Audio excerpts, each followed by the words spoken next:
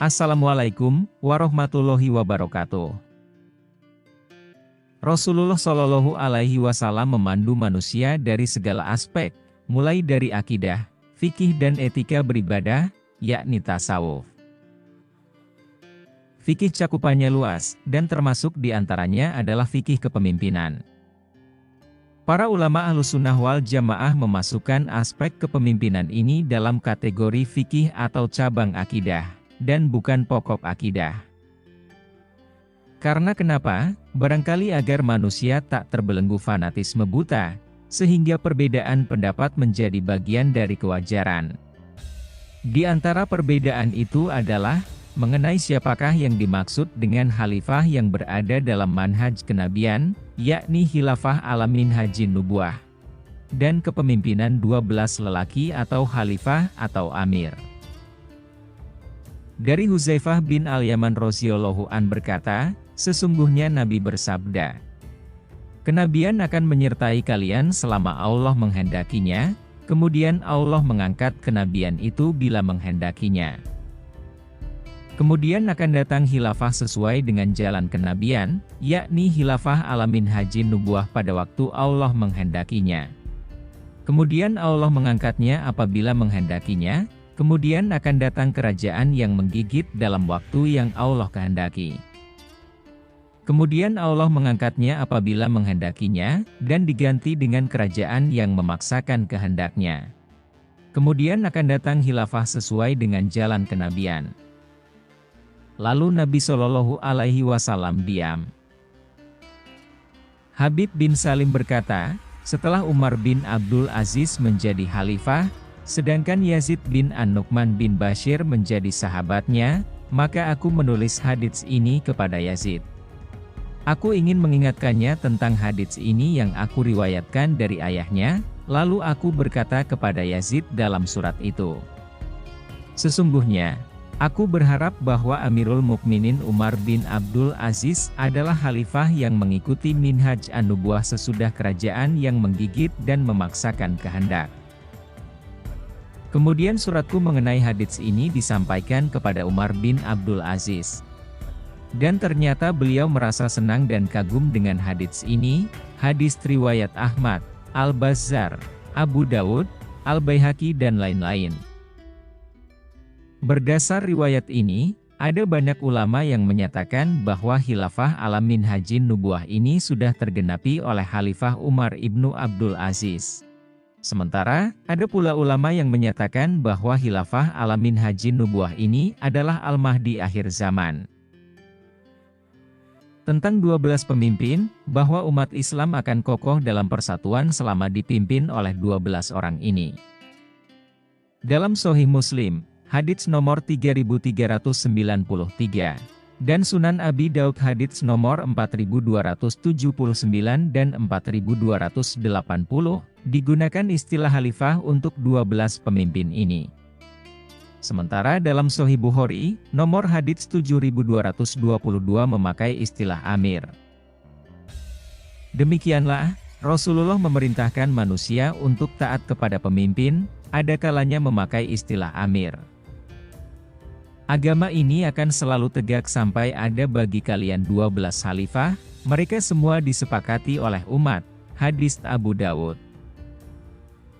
Para ulama berbeda pendapat, apakah 12 khalifah itu sudah terjadi, ataukah ada yang belum terjadi. Bagi yang memahami sudah terjadi, maka dengan menghitung Khulafaur Rasyidin, Hasan, Muawiyah, Umar bin Abdul Aziz dan beberapa khalifah dari Bani Umayyah dan atau diakhiri dengan Abbasiyah. Baik dengan menghitung Umar bin Abdul Aziz sebagai khalifah terakhir dari 12 orang itu, atau memasukkan beliau sebagai salah satunya.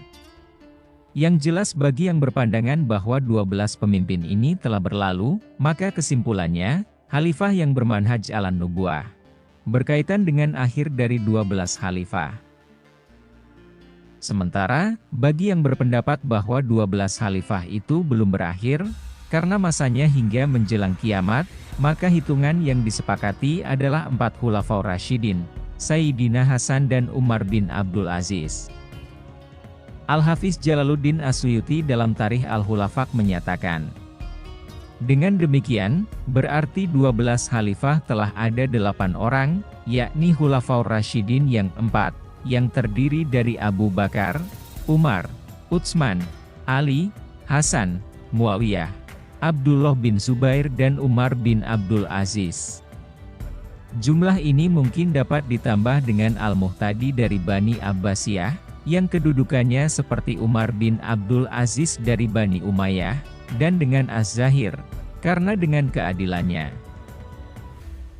Tinggal 2 khalifah lagi yang kita tunggu, yang salah satunya adalah Al-Mahdi dari ahli bait Rasulullah Shallallahu Alaihi Wasallam. Pemahaman bahwa kepemimpinan ideal terwujud di akhir zaman, karena memang sudah dinubuatkan oleh Rasulullah, tentu menenangkan kita semua. Artinya, khalifah akhir zaman yang sesuai dengan manhaj Nabi dan mengokohkan dakwah Islam sebagai rahmat bagi alam itu, pasti akan datang.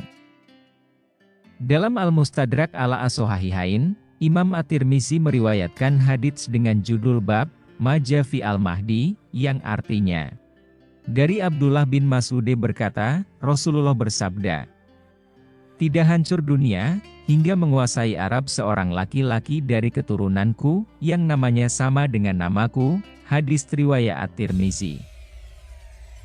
Dalam banyak hadits digambarkan, bahwa masa sebelum Al-Mahdi itu adalah masa yang penuh kezoliman, kesewenangan dan perebutan kekuasaan.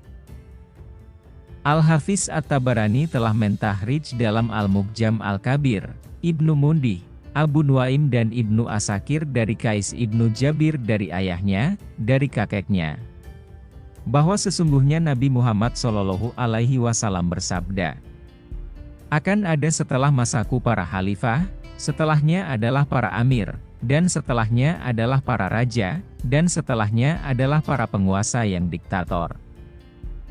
Kemudian akan muncul seorang lelaki dari keluargaku, yang memenuhi bumi dengan keadilan, sebagaimana sebelumnya dipenuhi dengan kesewenangan, kemudian memerintah setelahnya adalah Al-Qahtani.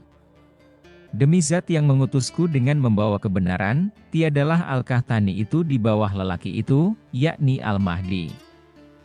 Bahwa sebelum Al-Qahtani itu adalah kepemimpinan seorang lelaki dari keturunan Rasulullah, Al-Mahdi disebutkan secara eksplisit dari riwayat Nuaim. Nuaim juga mentahrij dari Qais Ibnu Jabir, dari ayahnya secara marfu. Al-Qahtani itu setelah Al-Mahdi, dan ia Al-Qahtani tidak berada di bawahnya Al-Mahdi. Dari hadits tadi, Rasulullah Muhammad membagi fase masa kepemimpinan setelahnya menjadi 6 fase. Yang pertama Khulafa, yang kedua Umara, yang ketiga Muluk, yang keempat Jababirah, yang kelima, kepemimpinan Zuriyah Rasulullah yang menegakkan keadilan, yang keenam Al-Qahtani. Jika dalam hadits lain dinyatakan, bahwa setelah fase Jababirah itu ada fase Khilafah alamin haji nubuah, maka demikian juga hadits ini mengarah ke makna yang sama.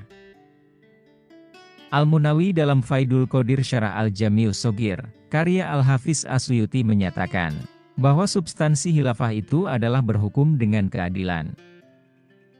Maka fase selepas Al-Jababirah ini adalah masa khilafah alamin haji nubuah di akhir zaman, yakni kepemimpinan Al-Mahdi, lelaki keturunan Rasulullah Muhammad Shallallahu Alaihi Wasallam. Dari hadits ini menjadi nyata, bahwa sebelum kepemimpinan Al-Mahdi itu bukan sistem khilafah yang menegakkan keadilan, melainkan Al-Jababirah, yakni kekuasaan diktator. Sehingga dengan demikian, bahwa Al-Mahdi adalah memenuhi khilafah alamin haji nubuah yang menegakkan keadilan. Yang menarik, selepas Al-Mahdi ada kepemimpinan definitif, yaitu Al-Qahtani. Kepemimpinan Al-Mahdi ini tak perlu diklaim oleh siapapun, karena sesiapa yang mengklaim sebagai Al-Mahdi, padahal bukan, maka ia akan ditolak oleh penduduk bumi dan langit. Padahal di antara tanda Al-Mahdi yang benar adalah, kepemimpinannya diridhoi penduduk bumi dan langit, sebagaimana riwayat ini yang artinya, Aku berikan kabar gembira kepada kalian dengan datangnya Al-Mahdi, yang dimunculkan kepada umatku ketika terjadi perselisihan dan kegoncangan di antara manusia. Lalu bumi akan dipenuhi dengan keseimbangan dan keadilan, sebagaimana ia telah dipenuhi oleh kejahatan dan kezoliman, penduduk langit dan bumi ridho dengannya. Musnad Imam Ahmad bin Hanbal. Al-Hafidz Abu Daud Sulaiman ibnu As-Sijistani dalam Sunan Abi Daud mengoleksi 12 hadits yang terkait dengan Al-Mahdi dalam kitab Al-Mahdi, yakni pembahasan tentang Al-Mahdi. Di antara 12 hadits tema Al-Mahdi itu, ada 2 hadits yang jelas menyebut nama Al-Mahdi. Sementara hadits lainnya adalah mengarah pada keadaan dan ciri Al-Mahdi. Rasulullah Shallallahu Alaihi Wasallam bersabda, Al-Mahdi itu dari keturunanku, dahinya lebar hidungnya mancung. Ia memenuhi bumi dengan kejujuran dan keadilan, sebagaimana sebelumnya bumi dipenuhi dengan kezoliman dan kelaliman. Dari Rasulullah bersabda, sekiranya dunia ini tidak tersisa kecuali hanya sehari, Zaidah menyebutkan dalam haditsnya, maka Allah akan memanjangkan hari itu. Kemudian mereka bersepakat dalam menyebutkan lafaz, hingga Allah mengutus seorang laki-laki dariku atau dari keluargaku, namanya sesuai dengan namaku, dan nama ayahnya juga sesuai dengan nama ayahku. Dalam hadits Fithir ditambahkan, ia akan memenuhi bumi dengan keadilan, sebagaimana kezaliman dan kelaliman pernah memenuhinya. Dalam hadits riwayat Sufyan beliau mengatakan, dunia tidak akan pergi, atau tidak akan hancur hingga seorang laki-laki dari ahli baitku menguasai Arab, namanya sesuai dengan namaku. Abu Daud berkata, lafaz hadits Umar dan Abu Bakar semakna dengan lafaz Abu Sufyan, hadis riwayat Abu Daud. Al-Mahdi ini dibayat di antara rukun Ka'bah dan makam Ibrahim.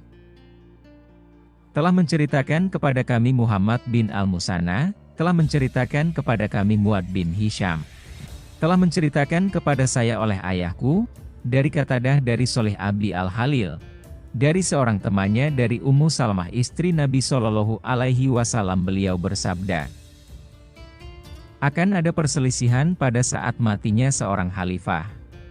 Maka keluarlah seorang laki-laki dari penduduk kota Madinah berlari menuju Makkah. Orang-orang dari penduduk Makkah mendatanginya, lalu mereka mengeluarkan laki-laki itu, sedang laki-laki itu membencinya. Kemudian, mereka membayat laki-laki itu di antara rukun Yamani dan makam Ibrahim. Lalu dikirimkan kepadanya satu pasukan, lalu pasukan itu ditenggelamkan di Baidah yang terletak antara Makkah dan Madinah. Maka tiba-tiba, orang-orang melihat laki-laki itu didatangi oleh para abdal dari Syam dan kelompok-kelompok dari Irak. Lalu mereka membayat laki-laki itu di antara rukun Yamani dan makam Ibrahim. Lalu muncullah seorang laki-laki dari golongan Quraisy yang paman-pamannya dari suku Kalb, kemudian dia Imam Mahdi mengirimkan kepada mereka satu pasukan, lalu pasukan itu pun mengalahkan mereka. Itu adalah pasukan suku Kalb, dan adalah suatu kerugian bagi siapa saja yang tidak mempersaksikan ghanimah dari Kalb itu. Kemudian dia Imam Mahdi mengamalkan di tengah manusia sunnah Nabi mereka, dan menyebarkan Islam ke seluruh bumi. Dan dia Imam Mahdi akan tinggal selama 7 tahun. Lalu meninggal dan disolatkan oleh kaum muslimin. Hadis riwayat Abu Daud, Sunan Abu Daud dalam kitab Al-Mahdi. Assalamualaikum warahmatullahi wabarakatuh.